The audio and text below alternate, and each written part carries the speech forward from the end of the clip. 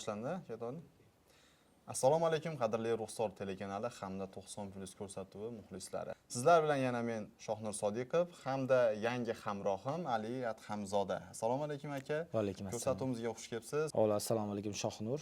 Ushbu 90+ ko'rsatuvga yangi loyihaga taklif qilganingizdan juda ham xursand bo'ldim. Xudo xolasa muxlislarga va futbol shinavandalariga futbolimizdagi o'zbek futboli, Yevropa futboli, Chempionlar Ligasi, Osiyo Chempionlar Ligasi va o'zimizning Superliga haqida batafsil ma'lumotlarni berib boramiz.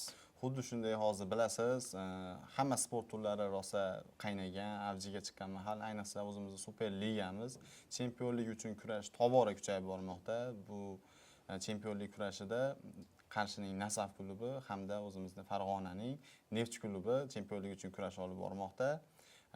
Kuni kecha 23-tur bo'lib o'tdi. Unda ko'rgan bo'lsangiz, Sudiyona bilan Neftchi klubimiz bahslashdi. Bruno hisobida qiyin g'alabaga erishdi. Shu o'yin haqida qanday fikrga egasiz? Chempionlik uchun imkoniyatimiz qanday?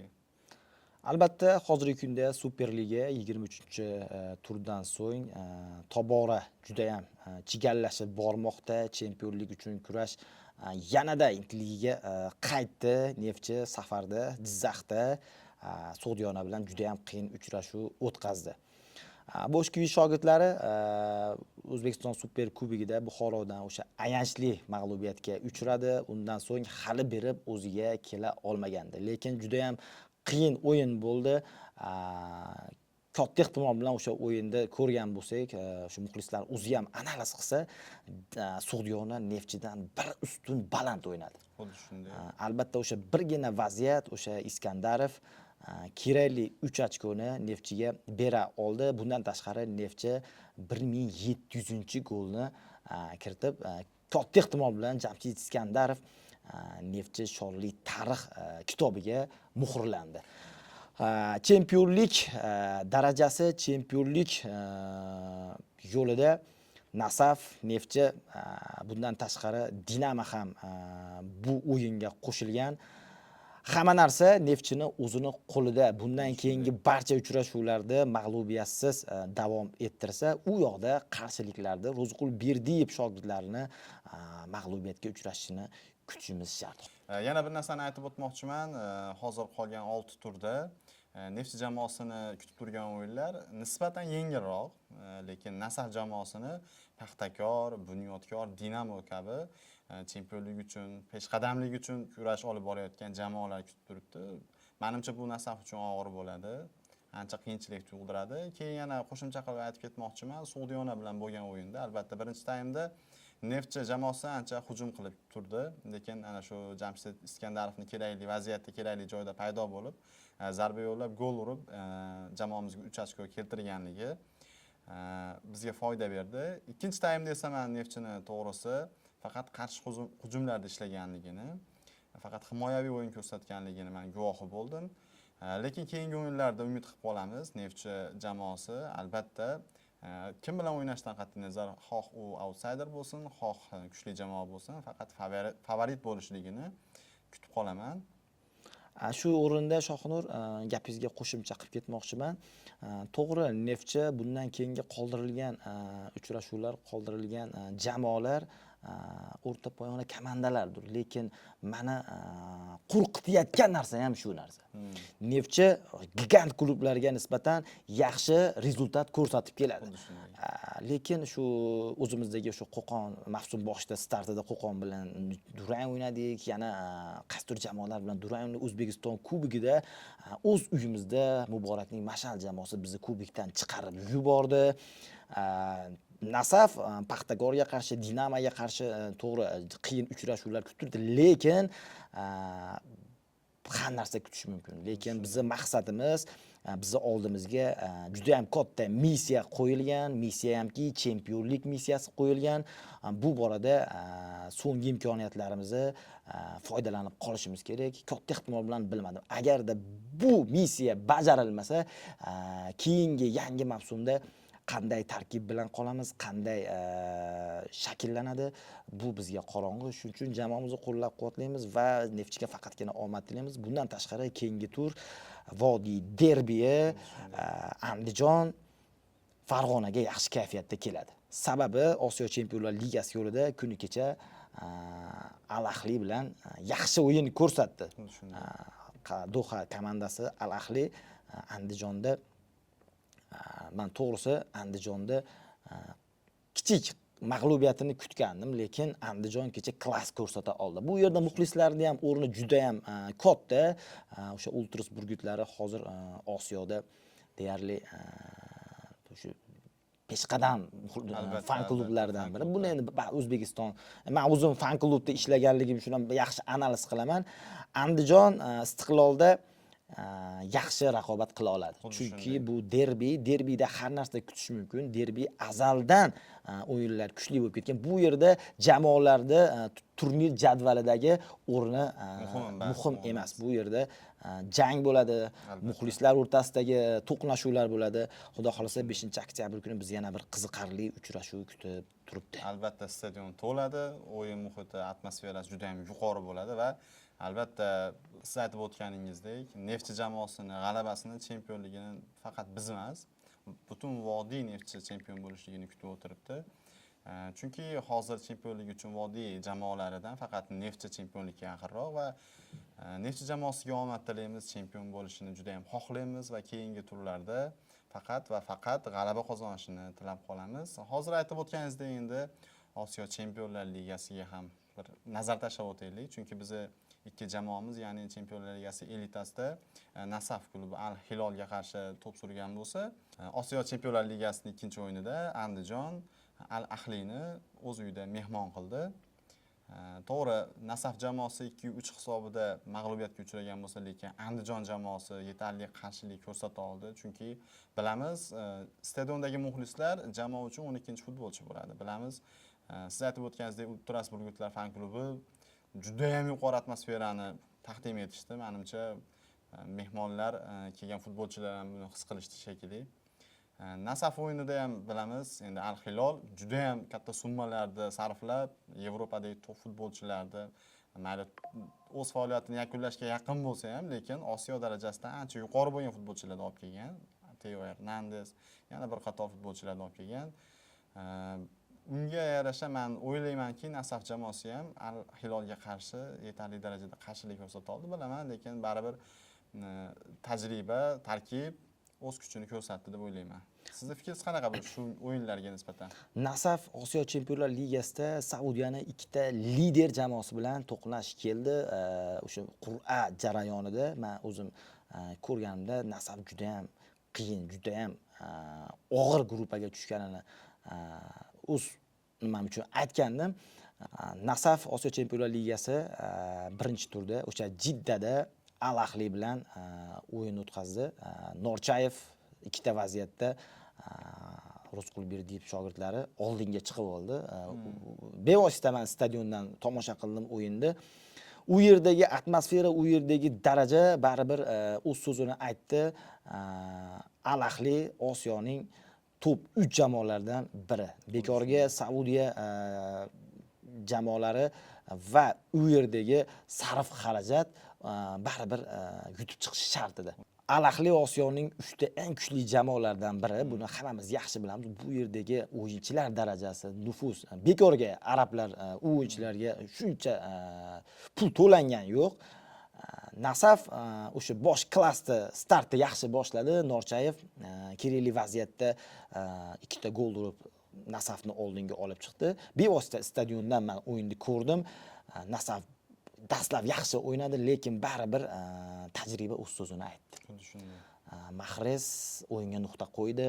U yerda muxlislarning darajasi, endi juda ham ko'p muxlislar Abduvohid Ne'matovda o'sha birinchi goldagi aybidan so'ng Al Ahli o'z o'yinini topib oldi deb qo'sh tirnoq ishida muhokamalarda urg'u bo'ldi, lekin men u stadiondan turib o'yinni ko'rganligim uchun ham men bu fikrlarga qo'shilmayman. Abduvohid Ne'matov o'yin mobaynida kamida 3 ta 4 ta golli vaziyatlarni yo'qqa chiqardi. Bundan tashqari mana kuni kecha Qarshida bo'lib o'tgan Al Hilolga qarshi o'yinda ham birinchi golda Abduvohid Ne'matovning qo'pol xatosi bilan Al Hilol oldinga chiqib oldi. Lekin ko'rgan bo'lsangiz, o'yin davomida yana 2 ta 3 ta golli vaziyatni yo'qqa chiqardi. Bundan keyin Inzagi o'yindan so'ng matbuot anjumanida Nasaf jamoasida eng yaxshi o'yinchi darvozabon deb ta'kidlab o'tib ketdi. To'g'ri, Nasaf Osiyo Chempionlar Ligasida juda ham qiyin guruhda, lekin keyingi o'yinlarda, keyingi turlarda baribir xalqaro maydonda biz jamoalarimizni qo'llab-quvvatlaymiz. Shundan Neftchi foydalanib qolishi kerak. Baribir charchoq alomatlari bor. Osiyodagi Osiyo Chempionlar Ligasi juda ham katta kuch yo'qotyapti. Bu yoqda Superliga. Shu uchun Neftchini hozirgi kunda yana Superligaga ozgina qaytaylik. Har bir raqibdan ochko bermaslik kerak. Shundagina o'sha o'ylagan natija, o'ylagan o'sha chempionlik balkim Farg'onaga kelar. Xuddi shunday Nasaf jamoasini ham Chempionlar Ligasida ham Superligadagi o'yinini, charchog'ini, ularda vaqt kamligini inobatga olgan holatda Neftchi jamoasi bor kuchini berib mana shu qolgan 6 ta turda 3 ochko olsa, hammasini yutsa, umid qilamizki, Neftchi jamoasi chempion bo'ladi va birgalikda Istiqlol stadionida Neftchi jamoasi bilan, muxlislar bilan birgalikda chempionlikni, kubokni birga nishonlash nasib qiladi, xudo xolasa. Shohunur yana bir o'rinda o'sha sport jurnalisti, Sport.uz asoschisi Yahyo Xo'ja Neftchi bu mavsum boshida aytganda, qoshiq ham yutalmaydi degan posteri bor. Hozirgacha men o'zimga saqlab qo'yganman. Qani ko'ramiz, kuzatamiz, balkim Neftchi chempion bo'lsa, Yahyo Xo'ja qanaqa atlet bilan chiqadi, balkim Farg'onaga katta qoshiq olib keladimi? Yo'q, to'xtang bo'lmasam, mana shu kameraga qarab, mana shu Yahyo Xo'ja akaga aytamiz, agar Neftchi chempion bo'ladigan bo'lsa, ana shu qoshiqni o'zimiz sizga yetkazib beramiz. Albatta, hazil. Albatta, bu hammasi hazil. Superligamiz yana davom etadi, chempionlik uchun kurash davom etadi. Albatta, umid qilamiz Neftchi jamoasi chempion bo'ladi. Endi jamoalar emas, klublar emas, endi o'zimizni terma jamoamizda ham ancha yangiliklar bo'lyapti. FIFA kunlari bo'lmasa ham, chunki oldinda bizni Quvvatga qarshi o'yin kutib turibdi. Murabbiy borasida ham ancha kelishmovchiliklar, tortishuvlar, yangi murabbiy keltirish yoki Temur Kapadzeni o'zi qolishi bo'yicha ancha muhokamali vaziyatlar bo'layotgan edi. Menimcha ancha ishonchli bo'lib ulgurdi shekilli. Italiyalik mashhur himoyachi Fabio Cannavaroni O'zbekiston milliy terma jamoasiga murabbiy bo'lishi haqida xabarlar tarqadi. Bu haqda ispaniyalik mashhur futbol insayderi Fabrizio Romano ham buni tasdiqladi. Bu siz futbol ichida yurgan odamsiz, milliy terma jamoamizga, O'zbekiston fan klubiga yaqin inson bo'lganingiz uchun shuni so'rayapman. Terma jamoamizda murabbiylar masalasi va jahon chempionatiga tayyorgarlik masalasi qanday ketyapti? Terma jamoamiz hozirgi mana FIFA kunlari Temur Kapadze qo'l ostida o'yinlar o'tkazadi. Mana xabaringiz bor, 9-da Toshkentda Quvaytga qarshi yana bir nazorat uchrashuvi kutib turibdi. To'g'ri, xorijdan murabbiy mana bu yaqinda Pinto keldi, bo'ladi dedi. Bu narsalarga men muhokama qilmayman. Endi men o'zimning shaxsiy fikrim, mundialga Kapadze olib borgani yaxshiroq. Sabab, men o'zimning shaxsiy fikrim, baribir avvalo Katanis juda ham katta mehnatni, juda ham katta ishni qilib ketdi. Lekin rahmat deyishimiz kerak Katanisga. Kapadze mundialga olib borishining sababi o'zbek murabbiyi o'sha yerda ko'rinsa, Yevropaning qaysidir klubidan balkim taklif tushishi mumkin Kapadzega. Shundagina o'zimizni yosh yulduzlarimizni tortadi. Biz O'zbekistondagi futbolchilar yanada Yevropaga chiqib ketishi osonroq bo'ladi. Baribir hozir 1000 Zidanni olib kelasizmi, Mavrinyo'ni olib kelasizmi, O'zbekiston jahon chempioni bo'ladi deb hech kim ayta olmaydi. Shuning uchun meni o'zimning shaxsiy fikrim, chunki bunga ko'p futbol muxlislari meni fikrimga qo'shiladi. Kapadze mundialga o'zi olib borsa yaxshiroq bo'ladi. Shunday, men ham shu narsani qo'shimcha qilmoqchimanki, Temur Kapadze terma jamoamiz bilan 2 yutuqni qo'lga kiritdi. Hissiyotli damlarda ham, og'riqli paytlarda ham his qildi. Bu jamoamiz bilan birgalikda bo'lib, jamoamizni tushunadigan holatda. Lekin menimcha yangi murabbiy keladigan bo'lsa, xuddi siz aytganingizdek Zidane keladimi, Hansi Flick keladimi, Luis Enrique keladimi? Hatto Maradona kelsa ham hozir jamoamizga birgalikda qo'shilib, uni psixologически, texnически xarakterini tushunib olib to jahon chempionatiga tayyorlagungacha menimcha vaqt juda kam qoldi deb o'ylayman. Albatta, mundialga juda ham faqatgina o'rtoqlik uchrashuvlari bilan cheklanib qolmaslik kerak. Kelgan murabbiy albatta rasmiy o'yinlarda ham qatnashish kerak deb o'ylayman.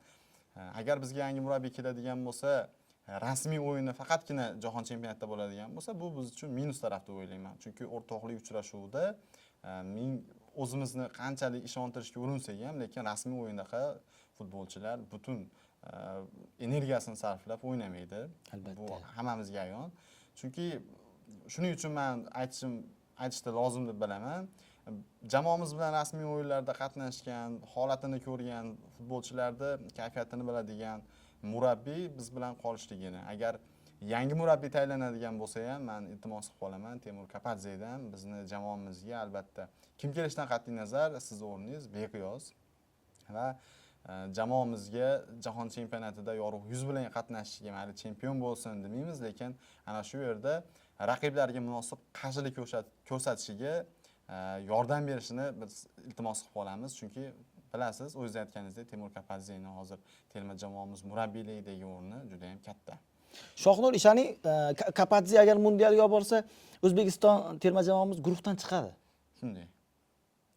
U Kapadzeni qandaydir omadli murabbiyda, chunki Kapadzedagi bu Olimpiada terma jamoasidagi titrlarda ham men guvoh bo'lganman. O'sha Qatardagi, to'g'ri, finalda o'sha Yaponiya bilan bo'lganda juda ham alamli mag'lubiyat bo'lgan. O'sha penalti vaziyatda uralmagan, bir boshqacha, bir endi hammamiz ham atdagi daraja bir boshqacha bo'lgan.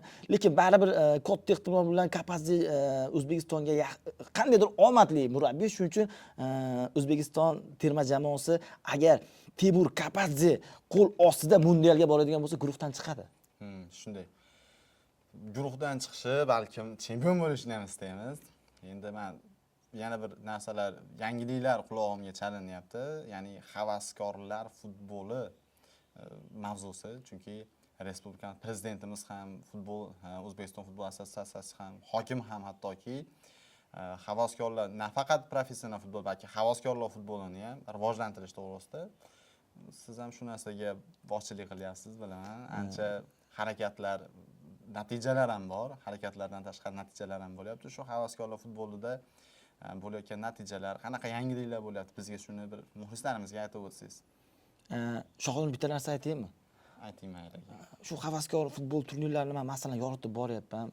Qo'qonga, Andijon, Quva, masalan o'zimiz Toshloqda ham, Chimyon, o'sha barcha o'sha shahar, tuman, mahallalarimizdagi turnirlarga endi menga finaliga chaqirishadi, endi menga reklama uchun chaqirishadi. Men boraman, atdagi muxlislarning darajasi bir boshqacha adrenalin beradi-da. O'sha menga murojaat keldi Telegramdan. Men hayajonlanib ketdim. Endi u odam to'g'risi u odam bilan odamlar so'rashishga ham nima qiladi. Men to'g'risi hayajonlanib ketdim. Xo'p dedim, qaytganimdan keyin Xudo xolasa shu narsalarni boshlaymiz dedim. Shunchalik Farg'onada futbolda shu e'tiborli ekanman. O'sha insonlar menga taklif bilan chiqyapti. Xudo xolasa tez kunda bundan tashqari Toshloq hokimlik tashabbusi bilan Toshloq Amur Temur katta stadionda juda ham katta havaskor futbol turniriga, ligasiga start berdik. Buni Instagram ijtimoiy tarmog'imga ham joylaganman. Atdagi komandalar vodiy bo'yicha, nafaqat Farg'ona, Andijon, Namangan, ko'z tegmasdan hozirgi kunda mana 15-20 ta komandalar hozir zaifga yozilgan. O'sha keyingi haftadan bu o'yinlarga ham start beradi. Bundan tashqari u turnirdan so'ng Xudo xolasa Farg'onada juda ham katta turnirga start beraman. Endi baribir meni maqsadim shu vodiyda, Farg'onada yurtimizda qanchalik futbol rivojlansa, shu mahallalarimizda, qishloqlarda qanchalik iste'dodli futbolchilar borda, bularni kimdir ko'rsatish kerak. Shu maqsadda yo'lga otlangan bir shaxsman. Xuddi shunday. Bilamiz, chekka-chekka qishloqlarda o'zining talantini ko'rsata olmasdan yurgan futbolchilar bor. Hattoki futbolchi bo'lish armon bo'lib, yuragida saqlab yurgan insonlar bor. shu insonlarga motivatsiya bo'ladigan, ularda katta futbolga kerak bo'lsa, professional futbolga qo'shilishiga sababchi bo'lishga bir harakat qilish, bu insoniy bir katta yutug'i bo'lsa kerak deb o'ylayman. Bu ishlaringizni faqat omad tilab qolaman. Qanaqa qiyinchiliklar bo'ladigan bo'lsa, hammasini yengib, o'zingiz ko'zlagan manzilingizga yetasiz degan umiddamiz. Albatta 90+ ko'rsatuvini nasib qilsa, keyingi sonlarida ana shu havaskorlar o'rtasidagi futbol turniri bo'ladimi, yana har xil havaskorlar o'rtasida turnirlar bo'ladi. Xudo xohlasa, 90+ ko'rsatuvda ana shu turnirlarda yoritib boramiz. Yangiliklarni haqiqatdan ham bombasi bo'ladi. Va biz Ali Adhamzoda bilan birgalikda 90+ ko'rsatuvni yanada boyitib sizlar uchun mazmunli, foydali ko'rsatuv qilishga harakat qilamiz. Hafta mobaynidagi barcha futbol o'yinlari, Superliga, Osiyo Chempionlar Ligasi, bundan tashqari FIFA kunlaridagi o'rtoqlik o'yinlari va Chempionlar Ligasi, bu yoq endi balkim Yevropa, APL, Italiya, Bundesliga hammasi asta-sekin xudo xolasa muxlislarga imkon qadar yoritib borishga harakat qilamiz. Aynan shu narsani aytib o'tmoqchi edim, chunki kuni kecha Yevropa Chempionlar Ligasi 2-tur o'yinlari tugadi. Yakunlandi. Unda kutilgan va kutilmagan natijalar bo'ldi. Hamyurtimiz Abduqodir Husanov to'p suradigan Manchester jamoasi Monakoga qarshi durang qayd etib qoldi. Mana shu o'yin haqida qanday fikrdasiz? Yana qo'shni respublika Qozog'istonda futbol kechasi bo'lib o'tdi, chunki Qozog'istonning Qayrat jamoasi Real Madrid bilan to'p surdi Chempionlar Ligasi 2-turida. Qozog'istonda atmosfera juda ham yuqori bo'ldi. Real Madrid jamoasi vakillarini juda yaxshi kutib olishdi. O'yin ham zo'r bo'ldi. To'g'ri, Real Madrid yaqqol favorit bo'lib 5-0 hisobida g'alaba qozongan bo'lsa ham, lekin Qayrat jamoasi yetarli darajada qarshilik ko'rsata oldi deb o'ylayman. Ana shu o'yinlar haqida fikringiz? Shohnur, to'g'risi men City Monaco o'yinini ko'rmadim. To'g'ri, Abduqodir Husanov, agar Abduqodir Husanov o'ynagan o'yinlarni ko'raman men. Lekin o'sha parcha nimalarni ko'rdim. City to'g'ri yutadigan o'yinda durang o'ynadi. Baribir bu yerda Abduqodir jarohat bor, o'yinchilar yo'qotishi bor. Endi bu Yevropada har narsa kutish mumkin. Monaco ham hozir yaxshi darajada Chempionlar Ligasida yaxshi bosimga tayyorgarlik ko'rgan. Bekorga City bilan durang o'ynamagan. Xo'p, Qozog'istondagi o'sha juda ham katta shoularga ega bo'lgan Hayrat qirollik klubi Real Madrid o'yinini tahlil qilsak, to'g'ri Real yaqqol favorit edi. Buni amalda bajardi ham, lekin Qozog'iston muxlislariga bu tarix bo'ldi. Xuddi shunday. Bu yerda qo'shtirnoq ichida men aytib o'tishim lozim. Stadionga yig'ilgan deyarli 70% muxlis Realni muxlisi baribir. Xuddi shunday. Qozog'istonlik bo'lsa ham, lekin albatta, lekin Qozog'iston muxlislariga o'sha ijtimoiy tarmoqlarda ham ko'ryapsiz, Mbappe o'sha nogiron nimalarga, shu Qozog'istondagi fuqarolarga o'zini futbolkasini bergan, bundan tashqari shu moddiy yordamlar ko'rsatgan degan shu ijtimoiy tarmoqlarda yozilgan. Juda ham zo'r o'yin bo'ldi. Rostdan ham Real hech qanday imkoniyat qoldirmadi. Hayrat keyingi o'yinlarda faqatgina omad tilaymiz. To'g'ri, men Realga ozgina simpatiyam bor, juda ham ko'p. Men endi o'zim obunachilarim ham juda ham, siz Realchisiz, Barsiz. Yo'q, men faqat El Clasicolarda, masalan, Barsa bilan Real o'ynasa, Realga simpatiyam bor. Lekin men boshqalarga o'sha Real yutqizib qo'ysa, bunaqa qilib video chiqarmayman. Real yutsa ham men bunaqa qilib video chiqarmayman. Masalan, meni kuzatuvchilar, meni taniganlar yaxshi biladi. Lekin men shu yoshligimdan o'sha Realga bari simpatiyam bor. O'sha Zidane, Carlos, o'sha Raullar paytida qandaydir simpatiyam bo'lgan. Shuning uchun hozir ham Realga ozgina simpatiyam bor. Shunaqa men o'zim o'ylagandim, 90+ ko'rsatuv qizig'roq bo'ladi, gapimiz bir-birimizga qovushadi, raqobat ham bo'ladi degandim. Chunki siz Barchasimiz? Men Barsachiman. Lekin men Ronaldochi emasman. Yo'q, men Messichi emasman. Shunaqa Chempionlar Ligasi 2-tur o'zi yakuniga yetdi. Futbol oqshomlari hali bizni yil oxirigacha, mavsum oxirigacha zo'r o'yinlar kutib turibdi. Buni faqat eksklyuziv 90+ ko'rsatuvda ko'rishingiz mumkin. Muhokamasini ham o'zimizning fikrlarimiz bilan sizlarni qiziqtirib ham qo'yishimiz mumkin. Ko'rmagan o'yinlarni ko'rishlaringiz ham mumkin. Albatta, men o'zi ta'kidlab o'tmoqchiman. Xayrulla Hamidov shedevr ko'rsatuvini boshida aytgan edi, nimaga aynan futbol deganda, chunki boshqa sport turlarida aynan hissiyotning, darajaning yo bo'lmasa bir taktikaning, texnikaning bir bo'g'ini bo'ladigan bo'lsa, futbolda insoniylik ham, shafqatsizlik ham, raqobat ham, do'stlik ham, oila ham hammasi futbolda jamlangan.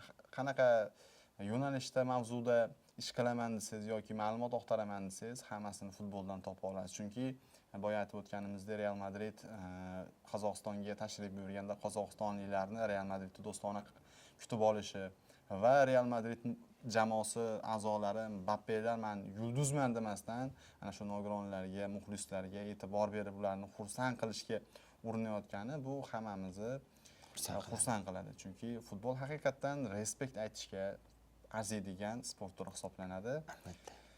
Endi xayrlashish vaqti ham yetib keldi. Keyingi ko'rsatuvlarda yana Ali Adhamzoda bilan birgalikda yangi xabarlarni sizlarga yetkazishga va sizlarni kayfiyatlaringni a'lo darajada ko'tarishga va mana shu 90+ ko'rsatuvini ko'rib o'tkazgan vaqtlaringni mazmunli o'tishiga albatta harakat qilamiz. Sog' bo'linglar, salomat bo'linglar. Xayrlashib olishingiz mumkin. 90+ yaxshi ko'rsatuv, yaxshi loyihani yo'lga qo'ydik. Xudo xolasa hafta mobaynida barcha futbol turnirlari, masalan, Superliga, Osiyo Chempionlar Ligasi, Yevropa futbolini imkon qadar siz futbol muxlislariga yoritib borishga harakat qilamiz. Bizni keyingi ko'rsatuvlarda ko'rishguncha xayr. Sog' bo'linglar.